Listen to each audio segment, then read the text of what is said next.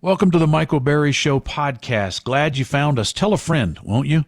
That's how we've grown to be in one of the top podcasts in the land. So thank you for that.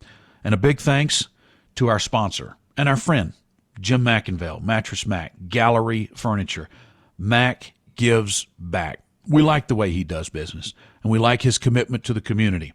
And we hope that you'll consider, when you're ready for your American-made solid wood furniture, galleryfurniture.com, because Matt gives back. Lock and load. The Michael Berry Show is on the air.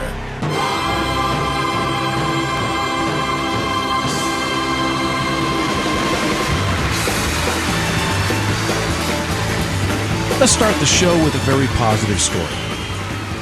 Katy, Texas is a small town just west of Houston. And in fact, most people, if they live in Katy and they're traveling outside the state and certainly outside the country, and someone were to say, "Where are you from?" they'd probably answer Houston in much the same way you would if you live on the outskirts of New York, LA, Chicago, New Orleans, Miami, because Birmingham, that's the big city people would identify. Now, Katy is a football powerhouse. They are almost always deep into the football playoffs. And in fact, if you've seen the movie Friday Night Lights, that was about Odessa Permian, a powerhouse football program at the time. But if you want to see Friday Night Lights, the 2021 edition, you come to Houston, because it's no longer the sons of the oil patch in West Texas.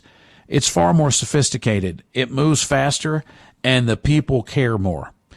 Katy is actually home to not one, but more than one state powerhouse football program, as is another suburb just north of Houston called the Woodlands, not to mention North Shore and a number of other programs in this community. It is a sports mecca. Well, one athlete has risen above. She grew up in Katy. Her dad actually died in a car wreck coming back from watching her perform in wrestling. She didn't become a wrestler until she was a sophomore in high school, and she was sort of fumbling around for something to do. She didn't have a sports mentor, and she landed on wrestling, and I'm glad she did. She won gold. I haven't watched the Olympics, and I won't, because I'm tired of the woke. I'm tired of the purple-haired woman and her nasty anti-Americanism. I'm tired of them taking a knee. I'm tired of Gwen Berry, who didn't even win a medal, talking about how much they hate this country and doing the X over their head and talking about how awful America is and trashing this country. And that's what makes this story so beautiful. I don't know how to pronounce her name. I didn't know her name until she won gold, and I wouldn't have known her name just because she won gold, but because of what she did. Her name is spelled Tamyra, and her last name, hyphenated, is Mensa Stock. I don't know if it's Tamara or Tamira. I'm going to find out, because we're going to do something for her upon her return to Houston with our friend Mattress Mac, who owns Gallery Furniture here in Houston. So I'm going to say her name is Tamira, and if I'm wrong, I'll correct it. But Tamira Mensa Stock became only the second woman to win gold in wrestling at the Olympics for the United States, and the first black woman. And what she did reminds me of what George Foreman did in 1968. George Foreman grew up on the streets first of Marshall, Texas, which is in northeast Texas, and then he came to Houston. And he grew up on the very, very tough streets of Houston. And when he did, he got in some legal trouble. And he, as he told us during one of our interviews, he was on the wrong path, and boxing fixed that for him. And it gave him an opportunity to compete in the International Olympics. And when he won gold, he pulled from his boxing trunks a small American flag, and he ran around the ring and he displayed that flag. And he told people that he did that because he was proud of his country. And George Foreman is the American dream. Athlete, kid from the streets, preacher. You know, you don't tithe at his church because he doesn't need the money. He preaches Sunday sermons, but he says, don't worry about tithing. I'll take care of the expenses for the church. You just read your Bible and serve the Lord. He ministers to people. He's a father to his multiple children, a great father. Almost all of them work in the business. He's a very successful dog breeder. I got my German Shepherd from him. He's a horseback rider. He's an inventor. He's a promoter. He's an actor. He's a mentor to many, many people and a great American. And I'll tell you what, keep your eye on Tamara Mensah Stock because she's following in his footsteps. I want you to hear what she said at the press conference with the American flag. She's holding it as if she's embracing someone she loves. She has the American flag around her shoulders. She is so proud to have won gold, but prouder still that she did it for this great nation. Of course I surprise myself. It's by the grace of God I'm able to even move my feet. Like, I just leave it in his hands, and I pray that all the practice, that the hell that my freaking coaches put me through pays off. And every single time it does. And I get better and better. And it's so weird that there is no cap to the limit that I can do. And I'm excited to see what I have next. Last question for you. That American flag around your shoulders looks pretty good. How does that feel to represent your country like this? It feels amazing. I love representing the U.S. I freaking love living there. I love it. And I'm so happy I get to represent USA. Love it. How awesome is it to hear someone proud of the country that gave them this opportunity? She doesn't owe me any thanks. She doesn't owe you any thanks. But the fact that she realizes how great this nation is, the fact that she wants the world to know that.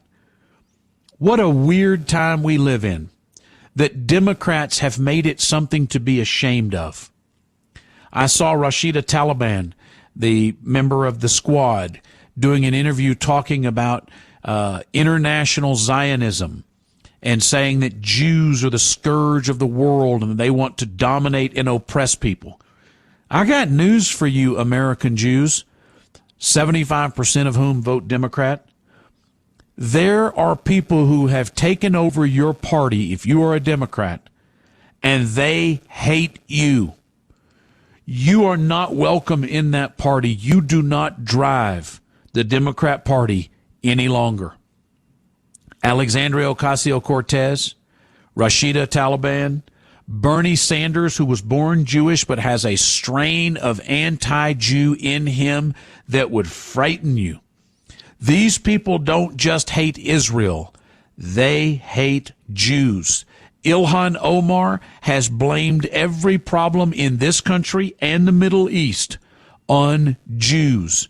When people tell you who they are, believe them. Do not keep making excuses for them. I got it. You don't like living in America, being Jewish with a dominant Christian culture. Your Christian brethren are here to protect you. We love you. We embrace you. We share a heritage. These people, Ilhan Omar, Rashida Taliban, Bernie Sanders, Alexandria Ocasio-Cortez, they are keeping company with Palestinians, with terrorists, with Hezbollah. They are their apologists in that region and in America. You better wake up. If you think you're woke, you're sleepwalking. These people are not your friends. But I'd like to conclude this segment by saying, Tamara Mensah Stock, America is very proud of you, young lady. Congratulations. This is The Michael Berry Show.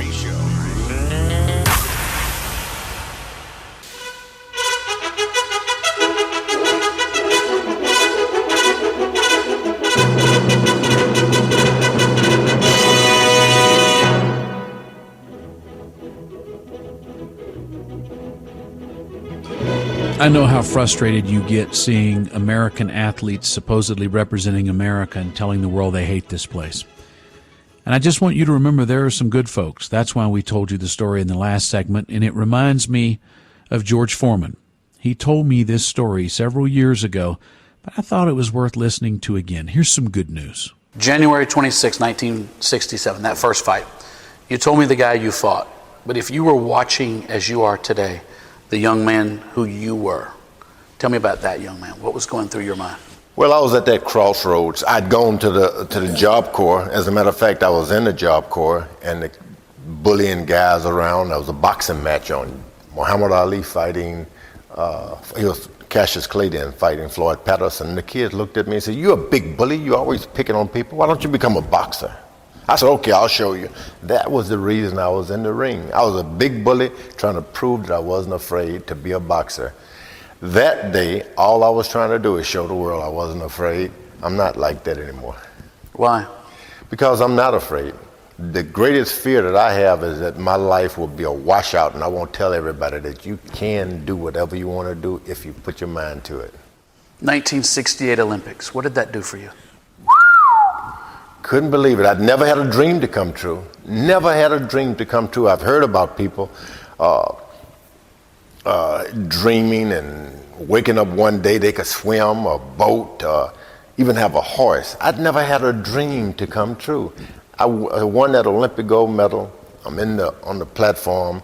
You look around, and I'd heard a cousin tell me once, "You're never going to be anything. Go to sleep." Because I was trying to cover up from her that I was shooting hooky. She said, "Don't worry about it. You're nothing. Nobody in this family ever becomes anything." There I was on that platform, and you could hear the national anthem in the background. I said, "I must be an American. Why else would that be?" And I could hear her voice in the back saying, "You're never going to be anything." That was the highlight of my whole athletic career to this day. Really? I've never had anything like that to happen to me, and I've never gotten over it. There's a story, that gives me chill bumps. Yeah. There's a story about you winning that fight and running around the ring with a tiny American flag. What did that flag mean to you? Strange place, the Olympic Village. You wake up every day and you see this guy. You walk right up to one guy and you think, "Oh, he could be related to me," and he speaks another language. Then it doesn't take you but a few days to realize the only thing that differentiates you are the colors you wear. So after I won that night, I wanted to make sure the world knew, "Hey, I'm from America." So I took up the flag for good luck I had in my pocket, bowed to the judge, "We got you." Then I waved, "I'm from America." That's all I wanted to do, to make certain everyone knew where I was from. Wow. And when you wanted them to know where you were from, what did that country mean to you in 1968? Oh, and I could actually say, because you talk a lot about it, of what could happen to you. Once I was had a little problem in the Job Corps Center. They made me dig a hole because I kept fighting. 4 feet wide, 4 feet deep. It was the flagpole. And they said, "Since you dug the hole, you'll be the first one to raise the flag." I didn't even know what that meant. I raised the flag that day, and I wanted to make certain it didn't hit the ground.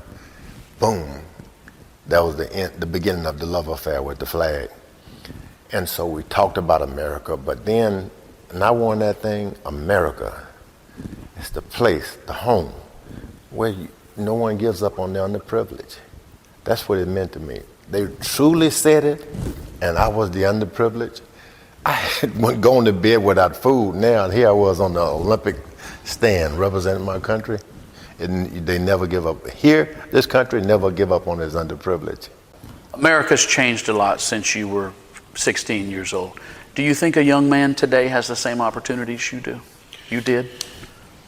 You know, there's two ways to look at America. You can look at it as what you've heard and look at it as what I lived. I've never had an unhappy day as far as America was concerned in my life.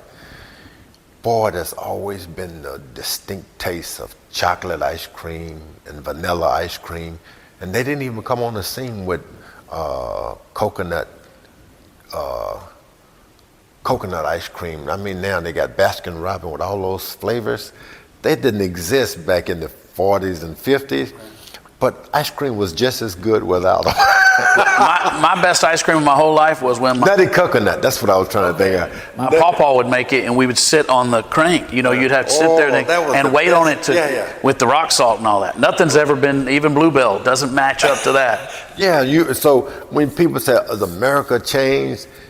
America to me has always been, I thought one day I was going to get some money, and I was talking with my friends, and I'm going to go down and order a sandwich. And one friend said, "What kind of sandwich are you going to order? A syrup sandwich?" That's all we thought about, syrup sandwich, mayonnaise sandwich. That's what my mother tells me about mayonnaise sandwiches. The world to me has always been measured in the taste and the flavors. And now they use a lot of spices that we didn't know about. But I still look at America as the most wonderful place on earth. I was born in it, and it was always the most wonderful place. I'd walk down the street, and we get tar on our toes because they pour the rocks and put the tar out there.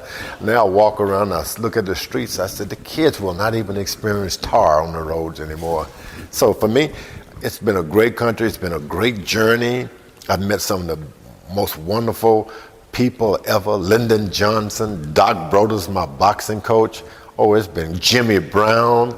Oh, and I wanted to walk like John Wayne. I don't think anywhere in the world could have an America like that. I mean, have any to beat America than that. I'm told you're a big fan of Westerns, and that the one time the people in the house have to be quiet is when you're watching Gunsmoke. Oh, my favorite. That's it, right? Oh, don't bother with me with Gunsmoke. I keep finding myself week after week watching the same thing too, and I love Gunsmoke. I do too. Who is the person that's alive today that you have not met that you would most like to meet, that you just think they're neat, you'd like to shake their hand? Wow. There are a lot of people. There are so many people. And give me a moment to think about that, because there are some great people alive, young too. I think maybe that Manning, Peyton Manning, I've never met him. Right. Eli Manning is around.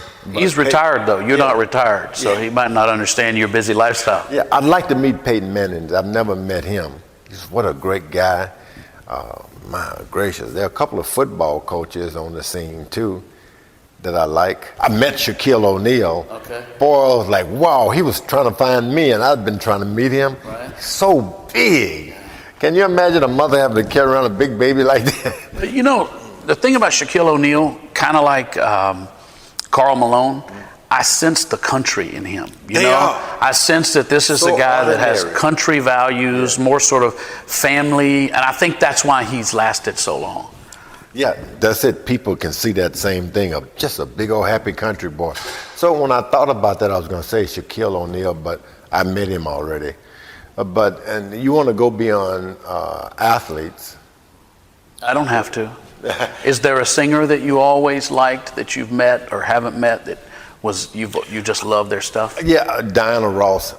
I've never met Diana Ross. I've been in the same places, and I know what's possible. But Diana Ross, I'd like to meet her. Now I surely want to meet that Beyonce from Houston.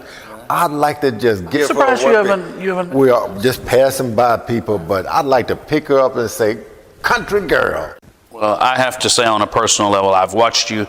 I was born in 1970, and I have watched you. I came to Houston in 1989. I have watched you. I've gone back and watched every film on YouTube of you fighting that's up.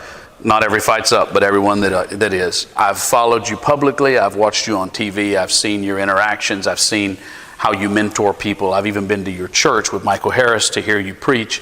I see the success. Your son-in-law is a friend of mine, and I see the young man that he is.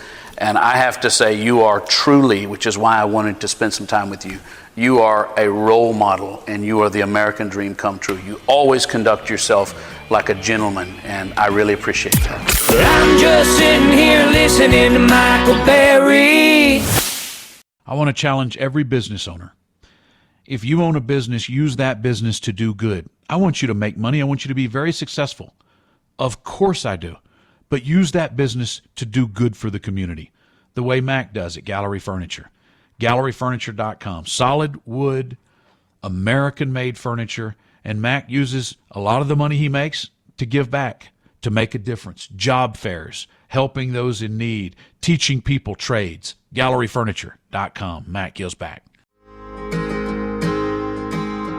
All my tame and all my wild, all my man and all my child, all my faults and all my scars, all my sometimes lucky stars, all my joys and my regrets, all my old Guy Clark cassettes. I knew the night we met you get it all. All my lows and all my highs, all my truth and all my lies, all my rights and all my wrongs, all my from now on love songs, all my future, all my roots, all my worn out cowboy boots. I kick off in the hall, you get it all. And I'd rather drive you crazy, being more than you can stand, than to let you try to love half a man. And all my cards are on the table, and darling, it's your call, but I'm all in, so lose or win, you get it all. That is Hayes Carl, originally from the Woodlands, now lives in Austin, singer-songwriter, from the Steve Earle, Ray Wiley Hubbard model. Fantastic, wonderful, proud to call him a friend. Story out of Virginia, Central Virginia to be exact. There is a creature called Chris Chan. Chris Chan is 39 years old. The media refers to Chris Chan as a woman. They use the pronouns she and her. But she was born with a Peter, which, call me old-fashioned, makes her a boy. She now goes by the name Christine Weston Chandler. Now, if she's having a gender dysphoria or whatever they call it these days, if he wants to be a she, hey, I feel for him. Listen, life's enough of a struggle if you're happy with the reproductive parts you were born with. I can't imagine. I can't imagine trying to live my life as a woman. I can't imagine all the hassles. I can't cook or clean. I'm not particularly pretty. I can't imagine. But just because somebody is confused in their own skin does not mean that I'm rubbing the lotion on mine. This is weird, but it's about to turn even more weird. Because you see, Chris Chan, who goes by Christine Weston Chandler, is a YouTuber. There are people who make their living videoing themselves and putting it on YouTube. And the weirder and wackier you are, the more likely that you'll have a big following, because all the other weird and wacky nut jobs out there will gravitate to your page, and that's what seems to have happened. So Chris Chan, how best to say this? Born a man, now calls himself a woman, raped his 79-year-old mother, who authorities say has dementia. How do we know he raped his 79-year-old mother? Well, he had a conversation where he said he raped his 79-year-old mother. He's also described as being an artist. That's what you say you are if you're not anything else. So if you're the good-for-nothing, crack-addled, bribe-taking son of the president, you just describe yourself as an artist, and nobody asks any questions. There's never any more to be known. You don't need to get up and go to work. You don't need to take a sad day from the office. So this creature, 39 years old, rapes his own demented mother, has a conversation about it on the phone, which is now evidence. And guess where the authorities put him in jail? Well, along with 59 other women. Yes, women. He's man enough to sexually penetrate his own mother, but he calls himself a woman So they've put him in the women's jail. So that means at the Henrico County Jail, other women are in a jail cell with a man who just raped his mother. This is what happens when you become unmoored from common sense and reality. When you are so concerned with upsetting the wackiest, weirdest, most unstable members of your society, you don't know up from down, right from wrong. And this is where we are. People no longer know what to do because they're so afraid to upset men who think they're women and women who think they're men and women who hate men and men who hate women and men who act like women and women who act like men. They're so afraid of patriotism because they might upset Megan Rapinoe. They're so afraid of right and wrong because the people who don't know the difference but have them juxtaposed or transfixed might get upset with them. They're so upset. They're so angry. They're so offended. And the rest of us are running around on tenterhooks, on eggshells, worried about upsetting them. Some of you are so worried about upsetting your high school or college-age children that you won't state your opinion anymore. I've seen it with my own two eyes. Well, I can't say anything or my daughter will get upset. So my wife said not to say anything. You can't stand up for right or wrong. You can't stand up for your country. You can't stand up for common sense principles because you're so afraid of upsetting your little twit of a daughter whose bills you're paying, whose college you're paying for, who hates you in this country. Withdraw the funds and watch her snap into effect. Watch her snap back to reality.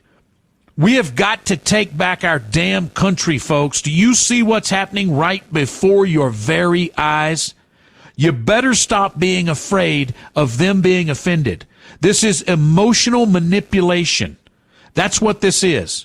You ever been around somebody that flies off the handle all the time so everybody else is afraid of them?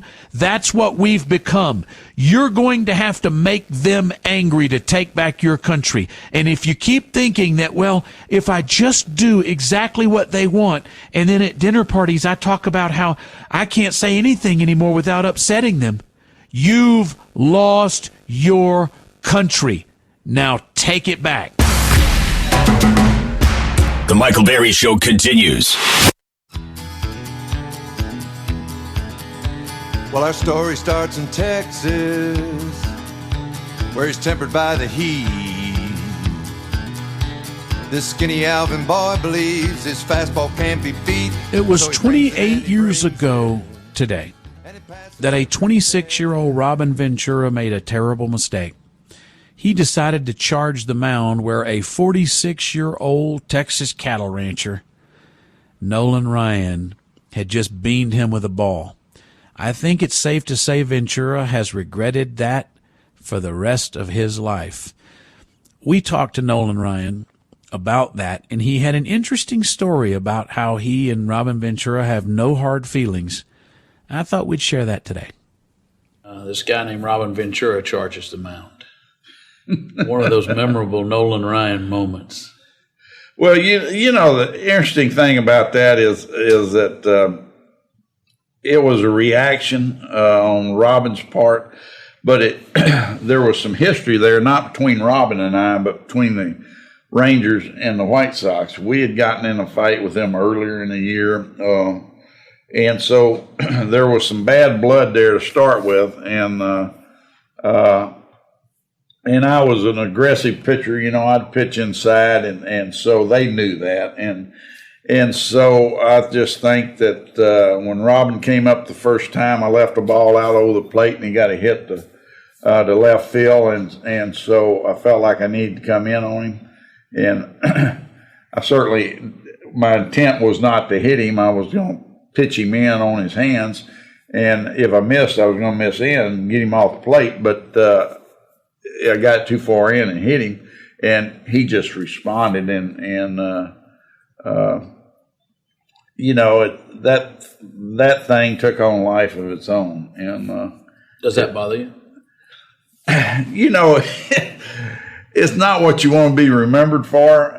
Does it bother me? No, but I felt bad about for him. And when he got the job as the manager of the White Sox, his first managed game in the big leagues was opening day in Arlington, and I was working as president at that time with the Rangers, and I think the media thought, oh, what's going to be made of this? Well, about 30 minutes before the first pitch, I went over to the visiting clubhouse and went into his office and congratulated him on getting that job and wished him luck. And then I just told him, I said, Robin, I'm sorry that this thing's taken on a life of its own, and I certainly don't have any animosity or hard feelings, and he didn't either. I mean, well, you have no reason to have animosity. You left a knot on his head 20 years his senior. He's the one that has to live through that. It was just, like I say, I think it was just a reaction on his part, and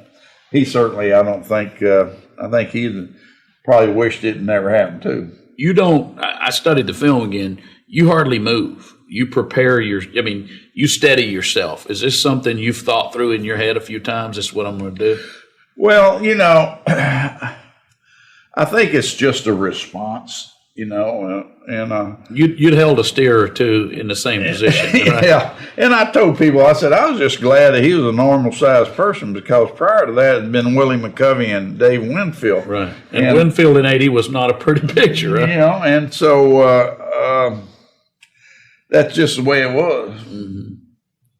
So, do you wish that would go away, or is it you just understand that's part of baseball? Well, it's kind of died here, in the last few years, and so I don't. Maybe in your world, not in mine. When your name comes up, people mention that moment. Well, what's interesting is I can go to a question and answer situation, and I usually it used to be the second or third question that came up. Now it may be the fifth. Larry Durker said that I was asking about your pitching style and how pitchers responded, and then was the Ventura thing, Dave Winfield and McCovey, and there were these cases, and he said no. Noli wasn't known as a headhunter. He didn't throw at you the way we all know who some of the guys were. He said, didn't throw at you to throw at you. He said, but he was known as an enforcer. He was a consummate teammate. And if you threw at his guy, you knew the next inning you came back out and he was going to throw at yours. Is that fair? Yeah, it was. I wanted my teammates and my hitters to know that if they needed protecting, I would protect them, and that we weren't going to stand for people. And I tell this story about Norm Cash. Norm Cash I felt like a friend of mine, and he was from Texas, and Norm and I knew each other, and Billy Martin was a manager, and they'd hit 2 or 3 of our guys, and so I told Art Kushner, my catcher, I said, we're going to get the first guy that comes to the plate, and it happened to be Norm. And Norm knew, he could sense it coming. And he told Art, he goes out, he says, Art, after my last warm-up pitch, he goes, go out there and tell Nolan I had nothing to do with this. It was Billy. And so Art comes out there in the mound, he says, Norm wants you to know that he had nothing to do with this. And I said, well, tell him I'm sorry. In advance. That's just the way it worked out. Was that part of the mindset, is they got to know? Well, I think that one, your teammates need to know that you'll do what you need to do to protect them, and 2, you need to send a message over there that that's not acceptable and that they're not going to get away with it. And I think by them knowing that, then it curbs curbs a lot of it. And the game's changed a lot, obviously, of what we were accustomed to doing in those days to what it is today. And they're trying to protect the players because they have such an investment in them. Obviously, the famous Reggie Jackson quote, he said, I loved facing Nolan and I hated facing Nolan. Hitting the fastballs like eating ice cream. And I love ice cream, but I didn't want Nolan shoveling ice cream down my throat. But he also said that you were the only pitcher that he ever thought about putting an ear flap on his helmet. Is that a compliment or? Well, I think he realized that that being a fastball pitcher and that you don't have a lot of time to react if a ball's in, and I think he knew I was just wild enough to get hitters' attention that obviously what he said I take as compliments, and but I also understand. I tell people this. I said, if hitters would have known what I knew, I wouldn't hit off me. And I don't think, if they knew what I knew as far as my ability at times in my career to control my fastball, they probably would have been a lot more hesitant to stepping in the box. Coach Durker said that he felt like with JR, who of course his career was cut short, he said JR was even wilder than Nolan. And he said people were afraid of him because he might hit you and he didn't intend to. And he said, Nolan on his worst day, his control wasn't there. There was fear in that batter. Is that something that you understood and you knew was a tool? Well, I can tell you this. I used intimidation to my advantage because there were some hitters that, that was an issue with them, and you knew who those guys were. And so, you'd pitch them in and early in the count and try to use it to your favor.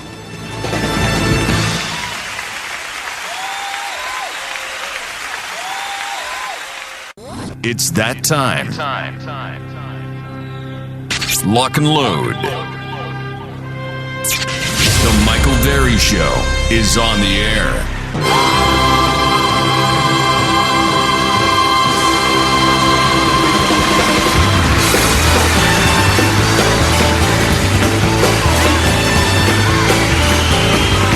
If you've ever listened to Joe Rogan's podcast, which is now the number 1 podcast in all of podcasting, one of the things he does that I think people find refreshing, and this is how he's built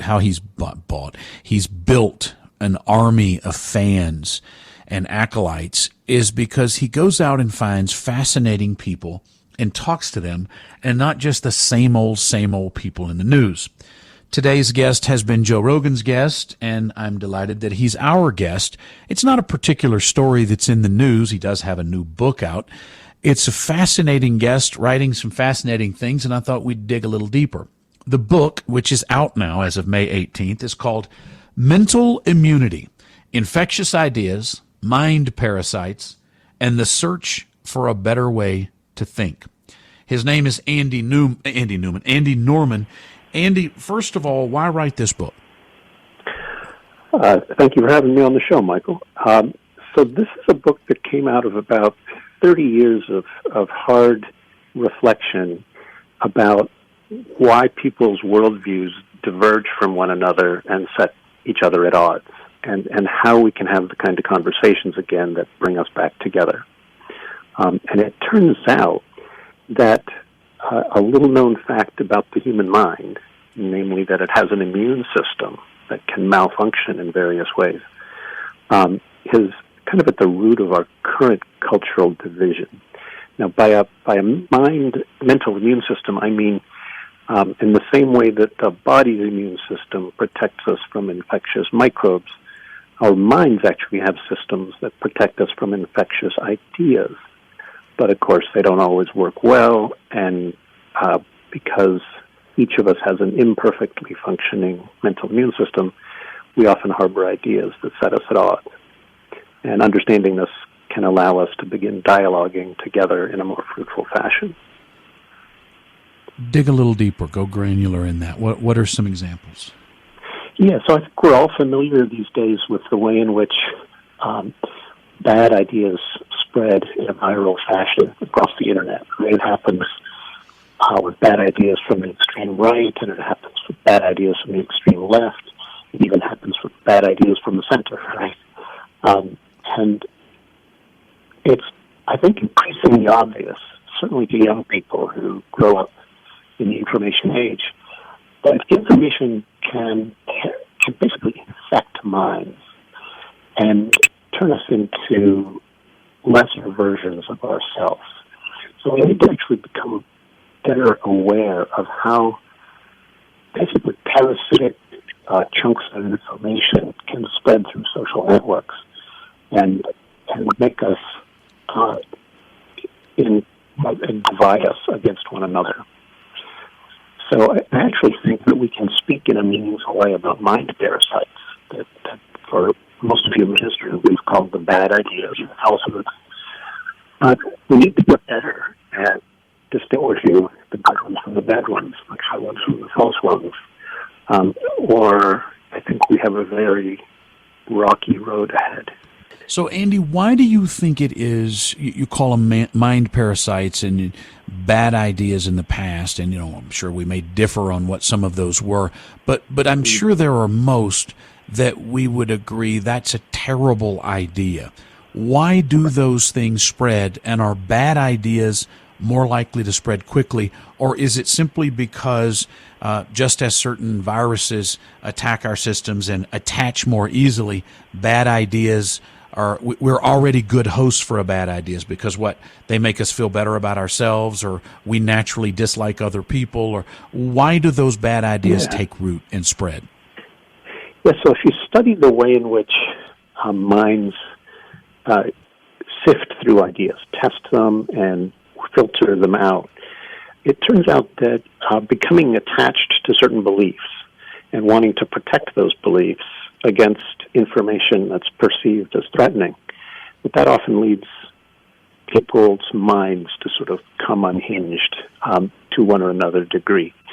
So if I have a set of cherished beliefs that I come to identify with those beliefs, then when information comes along that threatens it, I might be tempted to dismiss that information. Let me give you an example from my own experience.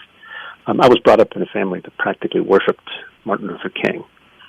And when, as a young adult, I learned that Martin Luther King was unfaithful to his wife, I refused to believe it because it challenged something that I thought needed to remain pure and holy.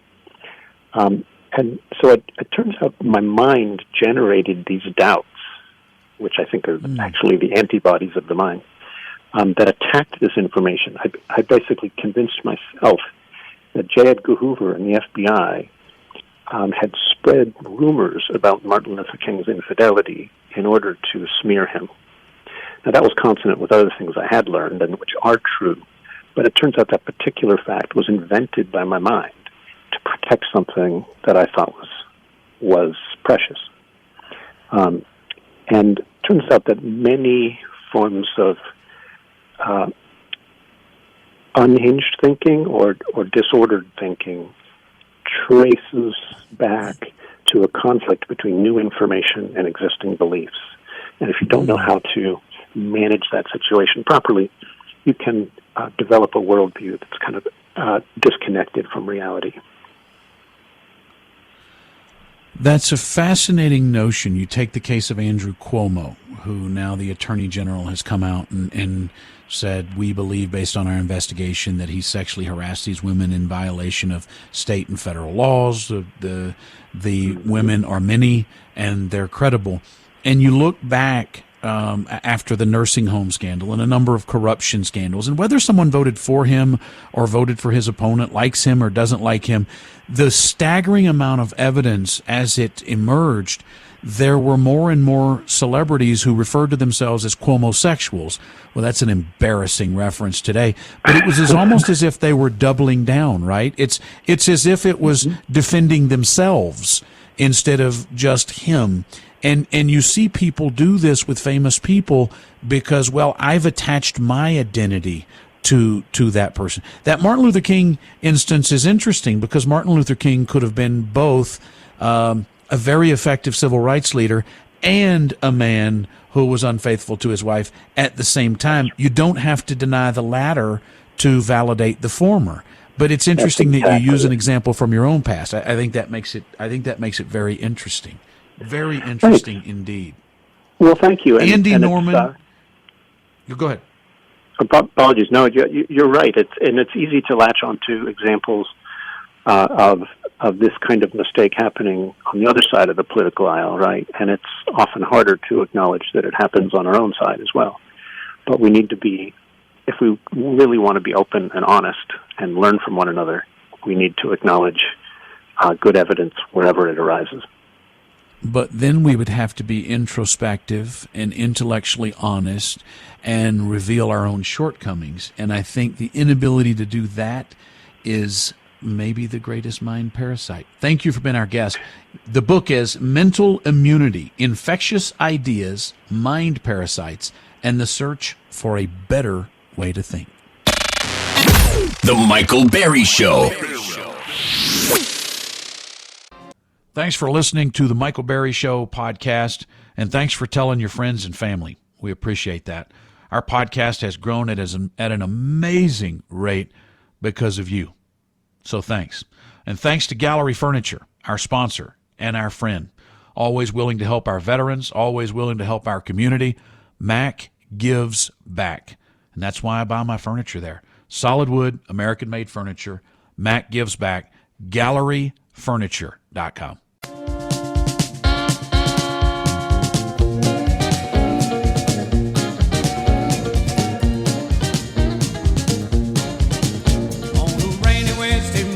I want to congratulate Michael Berry on interviewing George Foreman Grill. That was good.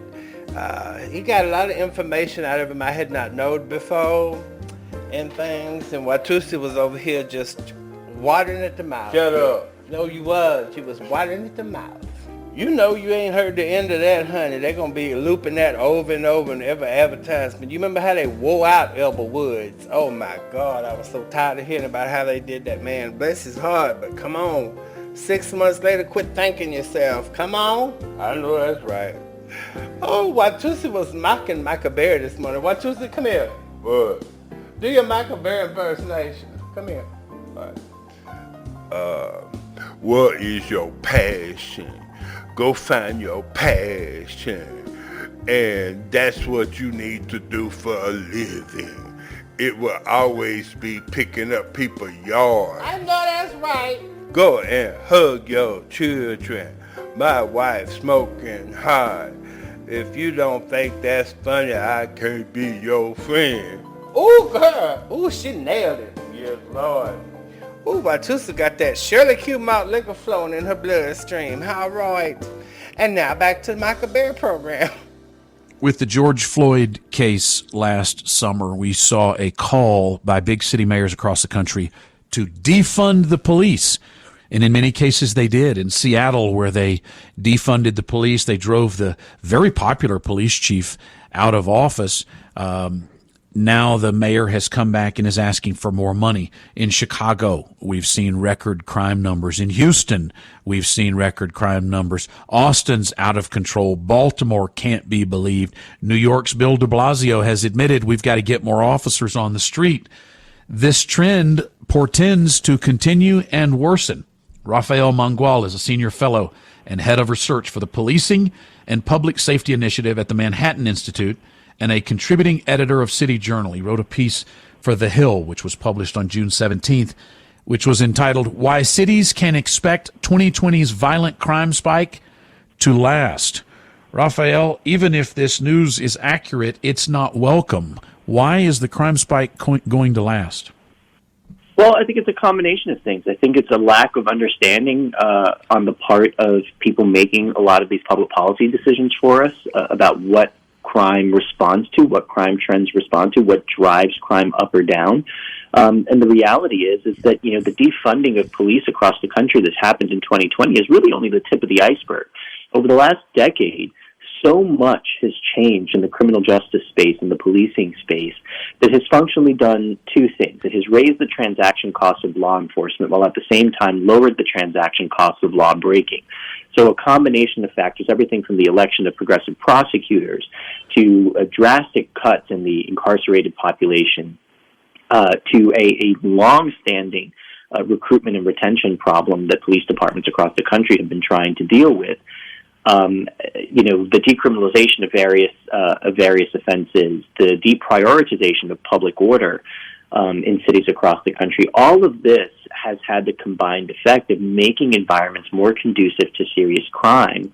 And you know, unfortunately, while some cities are moving to sort of refund their police departments, you mentioned a couple of them now, that does not seem to be enough, in my view, to get things under control. I mean, in 2020, the United States saw what seems to be the single largest year-over-year increase in homicides in the country's history. A huge portion of that was concentrated in American cities. In New York City, for example, we saw the biggest year-over-year spike in our history, at least going back to 1960, which is when we really started keeping track reliably of these things. The amount of crime that has built up in a lot of jurisdictions has brought some places in the country to their worst points in their histories overall, not just the single year-over-year increase. I mean, in 2019, Baltimore broke its homicide rate record all time. Kansas City is coming close to theirs. Cleveland, I think you have to go back to the 1980s to get a homicide number as large as they had in 2020. Cincinnati set a new record. Trenton, New Jersey, Louisville, Kentucky. I mean, you start to go through a lot of these cities, and what you see are things are actually as bad as they've ever been in a lot of places. The problem is that a lot of that gets lost in the aggregation of crime numbers on the part of people who, you know, consider themselves to be sort of woke, progressive police and criminal justice critics. What they do is they tell you, well, things are not as bad as they were in the 1990s. If you look at the 1990s, our homicide rate as a country is still about half of what it is. And yes, that's true, but nobody lives in the aggregate. You live in a particular place at a particular time, and in a lot of those places, things are getting significantly worse, not just worse than they were in recent years, but in some cases as bad as they've ever been. And I think all of that has gotten lost. And so until we see a renewed appetite for public order, a renewed appetite for serious consequences for repeat offenders, a renewed recognition of the importance of crime as central to the economic future of a city, I don't think things are going to change the way that they need to change for this problem to get under control. I guess the question then would become, how bad does the crime have to get? In the early 90s in Houston, our crime rate had gone through the roof, and the local Fox affiliate started a show called City Under Siege. And it was as if there was a turning point when a very, very popular man who had built the Galleria shopping mall at the time was murdered in his driveway over his watch and his wallet. And that was the moment where people recognized, if Mr. Khayyam can be murdered in his driveway, then anyone can. And for what? His watch and his wallet. And the crime rate was through the roof. And this television show, every day it was like an updated episode of Cops, and they would just, City Under Siege, it would go through the crime numbers. We're seeing record crime in Houston right now. One of the big things, I don't know if I heard you say it or not, we've seen a surge in illegal immigration. Look, every illegal immigrant is not a criminal, but there are some violent criminals that are part of that crowd. And the other one is bond reform. And bond reform here in Texas has meant that folks that would have been kept in jail when they're caught with blood all over them from committing a murder are instead being given a PR bond, a personal reconnaissance bond, and they're freed out on the street, and they literally within hours go out and do it again. And so we're seeing these repeat offenders again and again, and they're a big part of what's going on, at least with the Houston crime problem. Well, that's exactly right. And it's not just Houston. New York State reformed its bail laws in 2019, going into 2020. You had the city of Chicago enact a bail reform in 2017, which they just enacted on the state level a few months ago. And you've had, lots of sort of progressive prosecutors taking it upon themselves in cities across the country to deprioritize pretrial detention, basically, functionally prohibiting their line prosecutors from seeking pretrial detention in a lot of cases. And you're exactly right to say that what this does is it results in a lot of these repeat offenders ending up right back on the street shortly after they're arrested, before they've had a chance to cool off, and before there can be any real deterrent effect tied to their arrest. I mean, one of the, really important principles in the research on deterrence is the clarity principle, which basically says that deterrence is going to be most likely when someone is not just certain to be caught, but that punishment is going to be immediate. And so pretrial detention after an arrest is one of the most immediate things that any offender is going to feel. And so as we cut into that, we're actually cutting into one of the most powerful deterrent tools that we have. And I'm not familiar with the data out of Houston, but I can tell you that in New York City, if you look at 2019 and 20, just the period from January to September of those 2 years, you see an almost 28% increase in the percentage of violent felony arrests constituted by those who were out on bail at the time of the crime. We saw very similar research coming out of Chicago done by Paul Cassell. Is that police tend to do a pretty good job of identifying the people who are most likely to be involved in the most serious kinds of crime. We know this because every time we see a gruesome story about a homicide or a shooting where there's an arrest made, it is you're almost always surprised by the number of prior arrests. Right, Raphael, hold right there. Hold right there. I've got a quick break. More with Raphael Mangual coming up. The Michael Berry Show. The Michael Berry Show. You know I can be found sitting home all alone. We're talking to Raphael Mangual. I had to cut him off at the end of the last segment, but you were on a very important point, and I hate that our clock was working against us. I wanted you to make that point again, if you would, about how we're often shocked. I'm not anymore, but folks are often shocked that when someone commits a gruesome crime, we're shocked to know that they have a series of crimes that they've committed in the past. I think there's two types of people. There's violent criminals and there's everybody else. And if you don't lock these people away when you catch them and convict them, then they're just going to do it again and again. We have a high-profile case just in the news today, a guy named Gerald Wayne Williams, and he's leaving an Astros game. Well, actually, he's driving along. A guy named David Castro, along with his family, is leaving an Astros game, and Gerald Wayne Williams shoots up the truck that this guy, along with his family, are leaving. Then goes and burns his vehicle up, and finally we've caught him. And it's a brutal case that they never thought they would solve, but they did. And it turns out that he has an aggravated robbery in the past where they beat this woman who was a manager of a Family Dollar store. Here's a guy who's a repeat offender, bad guy, thug, and of course he's going to kill somebody because that's what these guys do. But I interrupted your point. I wanted you to make that point. I think that's very important. Yeah, I mean, I think you kind of hit it on the head. Regular people tend to be shocked when they read the criminal histories of these people who are discovered to have been involved in really gruesome crimes. And frankly, they shouldn't be. And if you're familiar with the data on this, I mean, this is something that has been true for a really, really long time. A very small percentage of our population commits a very large percentage of our most serious violent crime. It's people who are just they have for whatever reason, a level of comfort with serious violence that most people don't have. And just nationally, there was a study done by the Bureau of Justice Statistics from 1990 to 2002, and they looked at people who were actually convicted of violent felonies in the 75 largest counties across the country. And even back then, as of 2002, about 36% of all of these convicts were either on parole, probation, or bail at the time that they committed their offenses. If you look at the average released state prisoner, before they will have ever gone to prison for the first time, they have an average of more than 10 prior arrests and almost 5 prior convictions. Right? So the idea that we're just systematically denying people second chances is a complete falsehood.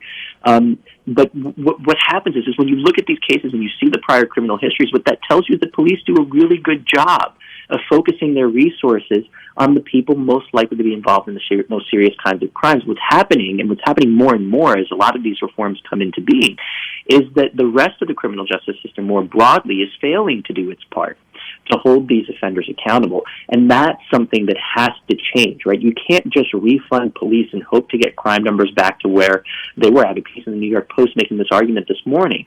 It takes much more than that. The analogy I draw in the piece, basically, you can have, a quarterback with fantastic wide receivers, but if you've got a porous offensive line, there's only so much that quarterback can do, and that's the same. The same is true for police. Police need prosecutors, lawmakers, parole boards, etc., to all be on the same page. When those groups are working at cross purposes, crime is going to go up, and that's exactly what we have now. And you mentioned that one case out of Houston. There was another one that really shocked me that I mentioned in my post piece this morning. It was Zacchaeus Gaston, or Zacchaeus Gaston. This was a guy who is alleged to have murdered his girlfriend and shot their 1-year-old child in the process. He had 7 open bonds, according to local news reports in Houston. Right? I think when regular people read these stories, I think they intuitively understand that these are people who should not have been on the street. They tend to ask me all the time. I get questions on Twitter. Well, why on earth would someone with 12 or 25 prior arrests be out in the street? And I try to tell them is that you have to understand this is quite common. And what needs to happen is that we have to reverse the overcorrection that has occurred over the last decade, right? It is true that over the course of the 1990s and early 2000s, there was a huge uptick in penalties for even minor crimes, and there is an extent to which we overcorrected in the direction of overpunitiveness. I can accept that, and I can accept that there was room for reform at the margins. What I cannot accept is that having someone on the street who has 20 or 10 prior arrests is a good thing for the communities who are going to be suffering the brunt of this violence. And let's be clear about that. This is not an American problem, so to speak. This is a problem that is hyper-concentrated in very particular communities across our country. Every year, about 2% of U.S. counties see about 51% of U.S. murders, and about 60% of U.S. counties don't see a single murder at all. I read a statistic that you put up that said... here we are. Between 2009 and 2019, the country's imprisonment rate has declined 17%, and arrests declined by more than 25%, going from more than 13.6 million to just over 10 million. Now, while I think we've criminalized too many things and then been unable to prioritize violent crimes, which most people really care about, I also know that if you look at those numbers in the aggregate, that's up until 2019. I bet after George Floyd last year, we probably have less imprisonment because many, like in Harris County, my county, the courts aren't even hearing cases. And secondly, there are fewer officers on the street, and they're scared to death to arrest somebody, particularly a minority, because they might have to engage the person and they fight back, and then you lose your job and end up in court. I'll bet these numbers are even worse. Do you have any more updated numbers? So I don't have updated numbers, at least not for the entire country, but in 2020, you're exactly right that there were a number of factors that likely contributed to an even sharper decline, not just in incarceration, but also in police activity. Part of that was due to COVID, right? We saw courts slowing down in their administration of cases in order to reduce, personal interactions in the courthouse. We saw jails and prisons across the country under pressure to release vulnerable inmates, which many of them did. So that contributed to the decarceration trend as well. And you're exactly right to point out that officers have experienced real fear in terms of their sense of confidence going out into the street and being proactive. And this is not something that's necessarily unique to 2020. In 2015 and 16 in the city of Chicago, we saw a nearly 80% decline in pedestrian stops done by the Chicago Police Department after widespread protests in that city following Ferguson and the Laquan McDonald shooting as well. And what that led to was a real increase in serious violent crime in that city. And so it's not something that I think we ought to be particularly surprised about. And I think you're exactly right that if we go, once the 2020 numbers are updated, we will see exactly what you just said. It is thoroughly disturbing. Thank you for sounding the alarm. Rafael Mangual, keep up the great work. The piece is posted to our blog at michaelberryshow.com. Why cities can expect 2020's violent crime spike to last. And I'm afraid he is right. Thank you, sir. More Michael Berry Show coming up.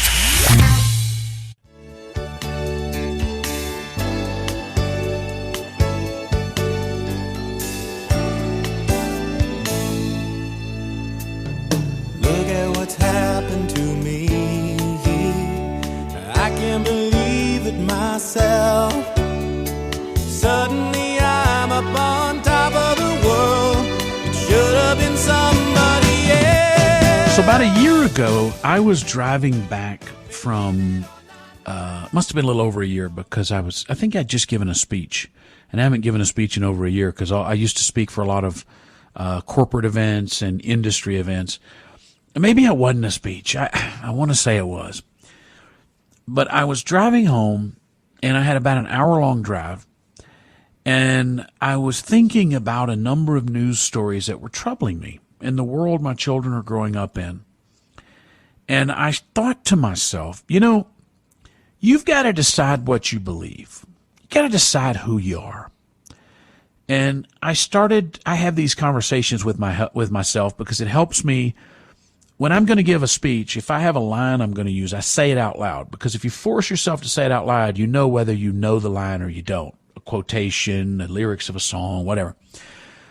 So I'm saying out loud to myself, and I started each sentence with, I truly believe.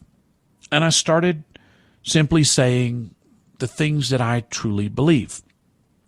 And when I did that, I found it very refreshing to hear the things I believe spoken. Now you might say, Michael, you're a nut. What are you, schizophrenic? You're having a conversation with yourself. Well, in a sense I am. I'm a believer in, I learn in an auditory fashion. I hear things and I remember them, much more so than reading them. That's why I listen to books on tape now, because I can do it while I'm driving, and I have kind of reprogrammed my brain by design or default, I don't know, to where things I hear stick with me as I've gotten older. And my eyesight is failing me, so it's easier on my eyes. But I found that saying out loud the things I truly believe reminded me that those are the things I believe, and that those are good things. Those are rightful things. So we started a segment. I gave Ramon like 5 minutes to create a custom introduction to the segment. We did it this morning, and I don't know that we've ever done it on the evening show. We will one day. But it's amazing to me how refreshing it is to hear people say something without speaking in parentheticals, without first having to say, I'm not a racist, but, without first having to say, I hope this doesn't offend anyone. Just simply state, I truly believe. So we made a little montage of some of our favorites from this morning. But I would like you at the end of this segment, I want you to state something that you truly believe. It might be, I truly believe that chicken fried steak is the best way to make meat. It might be that French fries are the greatest food ever conceived. It might be your view on the military or what. I want you to say that to yourself out loud. I truly believe that. I want you to say it out loud. I want you to hear yourself say it. And I want you to get comfortable stating your beliefs publicly. But here was the intro to the segment that Ramon created some year ago when we started this, and some of our favorites. And now the Michael Berry Show presents I Truly Believe. Do you believe? Do you believe?